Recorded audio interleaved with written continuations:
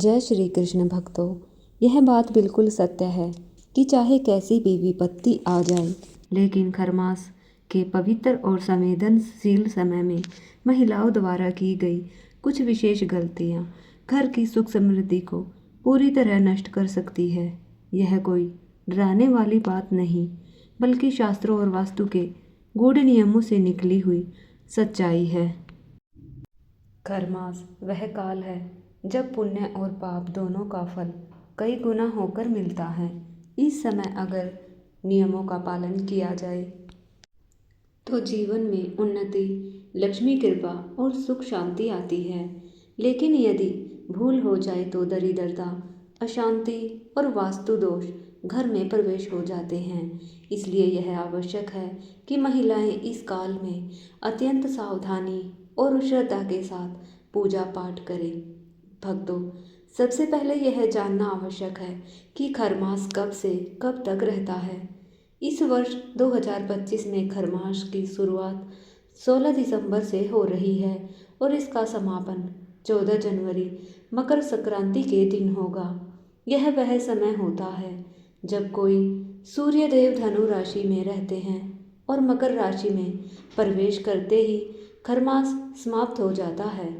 इसी कारण इस अवधि में विवाह, गृह प्रवेश, मुंडन, नए निर्माण जैसे शुभ मांगलिक कार्य वर्जित माने गए हैं, क्योंकि इन कार्यों में देवताओं का आह्वान किया जाता है।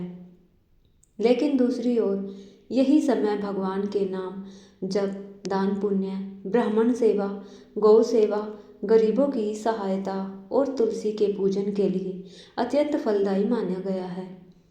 खरमास में प्रतिदिन की पूजा पद्धति में भी कुछ विशेष परिवर्तन हो जाते हैं। इस समय आह्वान पूजन नहीं किया जाता और देवताओं को विशेष रूप से बुलाकर विराजमान नहीं कराया जाता। फिर भी प्रतिदिन की सामान्य पूजा, स्नान, तिलक, पुष्प और आरती की जाती है। इस काल में सूर्य देव की आराधना सर्वोत्तम मानी गई है। प्रातःकाल तांबे के लोटे में जल, थोड़ा सा रोली और लाल पुष्प डालकर ओम सूर्यदेवाय नमः मंत्र का जाप करते हुए अर्घ्य देना अत्यंत शुभ फल प्रदान करता है। सूर्यदेव की कृपा से व्यक्ति का तेज बढ़ता है, मान सम्मान प्राप्त होता है और समाज व परिवार में प्रतिष्ठा आती है। अब भक्तों, सबसे महत्वपूर्ण विषय आता है तुलसी माता का पूजन, क्योंकि खरमास में तुलसी पूजा का फल कई गुना होता है, लेकिन इसमें की गई गलतियां भी उतनी ही भारी पड़ती हैं। पहली गलती यह है कि महिलाएं खरमास में तुलसी माता को रोली या कुमकुम का तिलक लगा देती हैं। शास्त्रों के अनुसार इस समय तुलसी माता को केवल चंदन लगाना चाहिए, रोली कुमकुम नहीं। दूसरी गलती यह होती है कि महिलाएं तुलसी को श्रृंगार या सुहाग की वस्तुएं चढ़ा देती हैं, जबकि खरमास में ऐसा करना वर्जित माना गया है। तीसरी बड़ी भूल यह है कि इस काल में तुलसी माता का पूजन भगवान विष्णु के संयुक्त रूप से किया जाता है, जबकि खरमास में तुलसी माता का पूजन अकेले किया जाना चाहिए। चौथी गलती उन दिनों से जुड़ी है जब तुलसी पत्र तोड़ना या जल देना वर्जित है। रविवार, संक्रांति, द्वादशी, पूर्णिमा और अमावस्या के दिन तुलसी पत्र नहीं तोड़ना चाहिए और न ही जल देना चाहिए। यदि इन दिनों तुलसी पत्र की आवश्यकता हो तो पहले से तोड़कर उन्हें सूती गीले कपड़े में सुरक्षित रखकर उपयोग किया जा सकता है। पांचवी और अंतिम गलती यह है कि खरमास में मंगलवार के दिन तुलसी माता को जल देना या पत्र तोड़ना नहीं चाहिए। ऐसी मान्यता है कि इससे घर की दक्षिण दिशा में दोष उत्पन्न होता है और आर्थिक संकट आने लगता है। भक्तों, इन सावधानियों के साथ यदि महिलाएं तुलसी माता का पूजन करती है तो यह अत्यंत कल्याणकारी होता है। खरमास में प्रतिदिन तुलसी के पास दीपक जलाना विशेष पुण्य प्रदान करता है। घी या तेल का दीपक जलाकर तुलसी माता की आराधना करने से घर में सकारात्मक ऊर्जा का संचार होता है और माता लक्ष्मी की कृपा बनी रहती है।